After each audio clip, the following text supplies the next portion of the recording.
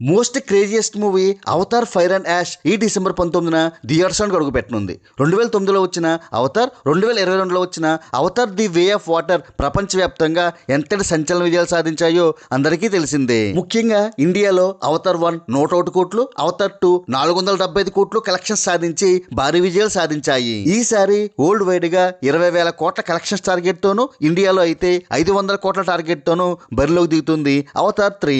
కానీ విచిత్రం ఏమిటంటే ఇండియాలోనే కాకుండా వరల్డ్ వైడ్ గా కూడా ఈ సినిమాకి బజ్ తక్కువగా కనిపిస్తుంది. ఈ సినిమాకి ప్రమోషన్స్ కూడా అంతంత మాత్రంగానే కనిపిస్తున్నాయి. ఈ సిరీస్ లో మొత్తం 5 భాగాలు తీస్తానని అనౌన్స్ చేసిన దర్శకుడు జేమ్స్ కెమెరూన్ మాత్రం గత 2 సినిమాల కన్నా కూడా ఈ సినిమా చాలా బాగుంటుందని, ఈ 3వ భాగం కనుక విజయం సాధించకపోతే 4-5 భాగాలు తీయనని ఓపెన్ స్టేట్మెంట్ ఇచ్చాడు. ఈ అవతార్ సిరీస్ తీయడానికి జేమ్స్ కెమెరూన్ కి స్ఫూర్తినిచ్చింది మన హిందూ పురాణాలే అనే విషయం చాలా మందికి తెలిసిందే. అవతార్ టైటిల్ నే హిందూ పురాణాల నుంచి తీసుకున్న కెమెరూన్ అవతార్ రూపానికి కూడా శ్రీరాముణ్ణి, హనుమంతుని తోకని స్ఫూర్తిగా తీసుకున్నాడు. పంచభూతాల నేపథ్యంలో తన అవతార్ సిరీస్ లో 5 సినిమాలు తీయాలనుకున్న కెమెరూన్ ఇప్పటికే నేల మీద నీటి మీద 2 సినిమాలు తీసి ఫైర్ అండ్ యాష్ అని అగ్నిపై 3వ సినిమాతో మన ముందుకు వస్తున్నాడు. ఇండియాలో దాదాపు అన్ని భాషల్లో రిలీజ్ అవబోతున్న ఈ సినిమాకి డిసెంబర్ 19న ప్రపంచవ్యాప్తంగా సోలో రిలీజ్ దక్కబోతుంది. చూద్దాం ఇంత మంచి అవకాశాన్ని అవతార్ 3 ఎంతవరకు ఉపయోగించుకుంటుందో.